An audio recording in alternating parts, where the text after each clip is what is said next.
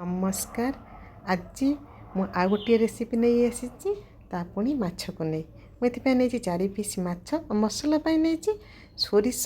जेहेतु 200टा सोरिष नहीं कला सोरिष गोटे स्पून धला सोरिष गोटे स्पून आ कि गोलमरीच और 10 ରୁ 15 कोला रसुण 2-3टी कंचा लंका आपन टेस्ट अनुसार देवे 2-4 पीस नड़िया हलदी और हाफ स्पून जीरा और गोटे स्पून दही तार जो मसलाटा बहुत टेस्ट कराइब माछ पोड़ाटा को आ मो माछरे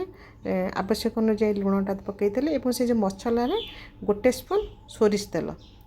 तेल दे ताको माछरे मैरिनेट करदेली आ से मैरिनेट मसलाटा को नहीं गोटे छोट कदली पत्र रे ताको देदेली तापर गोटे रसुण कंचा लंका और टेस्ट अनुसार गोटे धनिया पत्र दे ताको एमती 4 पटु फोल्ड करदेवे आउ जदि आपन पाखे कदली पटुका थी ताले कदली पटुका नहले आपन सूतारे भी बांधि पारिबे एमती बांधि देला परे आपन फ्राइंग पैन हो कि कड़ाई रे हो ताको 10-15 मिनिट 2 पट साइड ताको एमती भाजी देबे भाजी हे गला परे ताको आमे जेहेतु तार ना रखीचे माछर पत्र पोड़ा न पड़े माछर जो स्मोकी फ्लेवरटा आसबनी से मु गोटे जाली रे मु माछ जो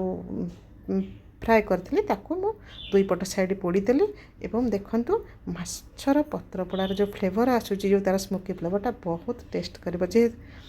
आपण माने निहाती ट्राए करिवे।